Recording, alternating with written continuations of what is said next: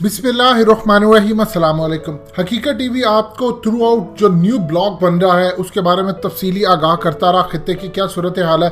अब जर्मनी के एक अखबार DW जो कि बहुत बड़ा प्लेटफॉर्म है, उन्होंने ये आर्टिकल आपकी स्क्रीन पर चल रहा है, उन्होंने कहा है कि पाकिस्तान ने रिस्क लिया है अरबों और उनके एलाइज को गंवाने का कश्मीर की नई पॉलिसी की वजह से। और फिर उसके बाद फर्दर वो इसमें लिखते हैं कि किस तरह पाकिस्तान अब बीजिंग के अंडर यानी इस्लामिक वर्ल्ड को लीड पाकिस्तान करेगा, लेकिन बीजिंग उसकी बैक पर होगा, यानी चाइना उस पूरे ब्लॉक को सपोर्ट करने जा रहा है, लेकिन इसको लीड करने का जो टास्क है वो पाकिस्तान के पास है। मजीद डिस्कस करने से पहले इस वीडियो को लाइक करें, हकीकत टीवी को सब्सक्राइब करें और बेल आइकन पर जरूर क्लिक करें। देखिए, एक चीज अब ज़हन में रखिएगा, ये मामला किस तरफ जा रहा है और क्या होने जा रहा है। सबसे पहले लोगों को एक खदशा जहन में आता है कि अगर हम सऊदी अरब से दूर होते हैं तो उसमें वो हमारे वर्कर्स को निकाल देंगे जो 40 लाख के करीब है।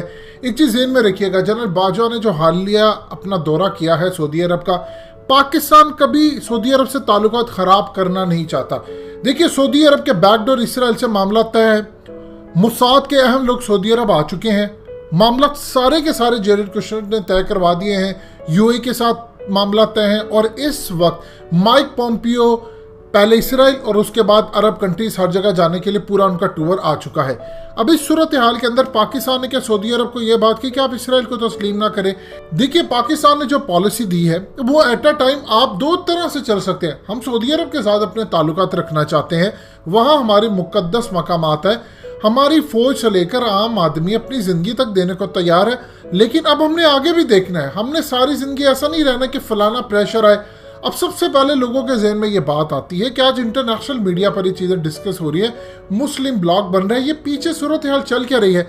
देखिए, इस वक्त चाइना और रूस ने एक चीज़ सजेस्ट की है कि ये जो नया ब्लॉग बने या कुछ भी हो, मुसलमानों को नेटो की तर्ज पर अपना मिलिट्री अलायंस फौज तैयार करनी चाहिए कि किसी भी मुस्लिम कंट्री के ऊपर हमला हो तो वो जाकर लड़े और ये फिरका वारियत से पाक हो। रूस इसमें चाहता है कि कतन कोई फिरका वारियत ना है, क्योंकि शाम का उसने हाल देख लिया, लीबिया में उसने हाल देख लिया, इराक, अफगानिस्तान।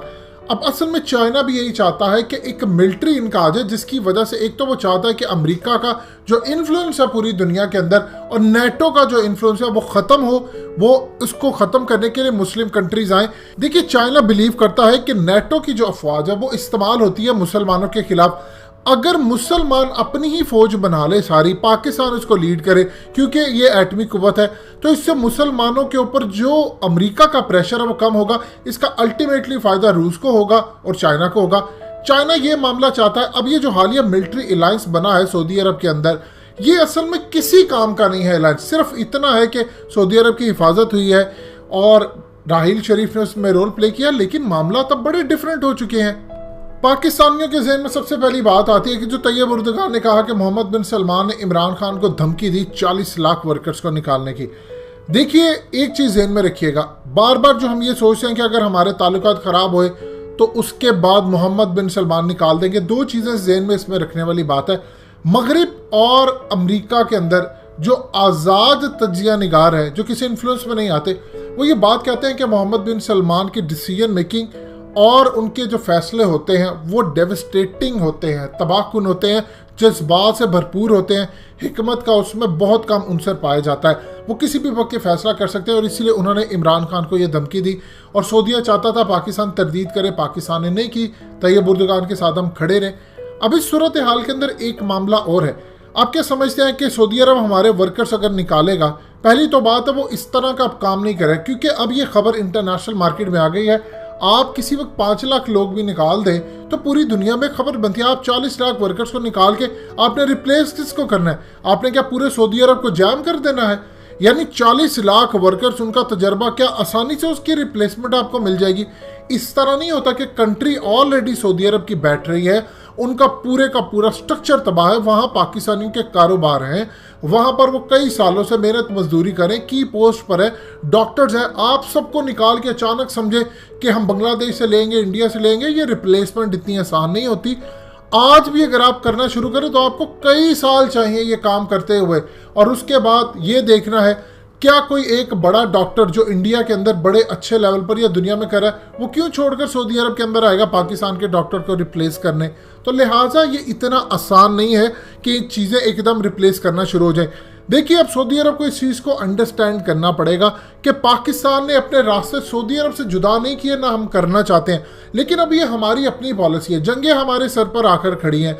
इंडिया हर वक्त लड़ाई के लिए तैयार रहता है। गिलगित बल्तिस्तान में वो शायद अब तक हमला कर चुका होता अगर इंडिया को लद्दाख में प्रॉब्लम उस वक्त फेस ना करनी पड़ती। अगर इस वक्त चाइना ने दबोचा ना होता इंडिया को, तो आप इस वक्त अड्डे बन चुके होते इसराइल के और अमेरिका के, और वो हमारे सर पर आकर बैठे होते।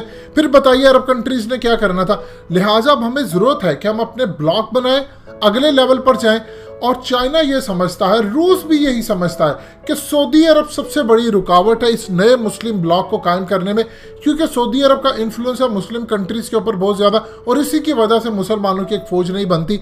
और अरब कंट्रीज अब चूंकि इसराइल के साथ उनका झुकाव बहुत ज़्यादा हो चुका है, लिहाजा अब तो मामला मजीद ख़राब है। लिहाजा एक चीज़ समझ लें कि सजेशंस और इस पर काम मुकम्मल तौर पर हो रहा है कि नई मिलिट्री अलायंस कायम की जाए, फिरका वारियत से पाक हो, चाहे सऊदी अरब से लेकर ईरान से लेकर शाम, अफगानिस्तान, पाकिस्तान, खुदा नासा दुनिया की किसी भी कंट्री में मुसलमानों के खिलाफ कोई बैरूनी ताकत हमला आकर करे तो ये सारे एक हो जाए। लेकिन अमेरिका और इसराइल ये नहीं चाहते। रूस और चाइना का ये प्लान है कि अब एक मिलिट्री अलायंस मुसलमान बना ले और उनके साथ अब अगले मरहले पर रूस आए।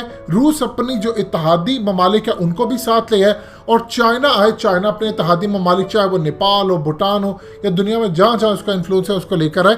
तो वो पूरी दुनिया के अंदर एक यूएन टाइप एक अलग से सेटअप हो, जो कि पूरी दुनिया के अंदर अमेरिका और इसकी गुंडागर्दी या इसराइल की गुंडागर्दी के खिलाफ कायम हो। ये इस वक्त की नई डेवलपमेंट्स हैं जो होने जा रही हैं। दोस्तों, हकीकत टीवी को सब्सक्राइब करना मत भूलिए, वीडियो को लाइक करें, शेयर करें और कमेंट सेक्शन में अपनी राय का इजहार जरूर करें।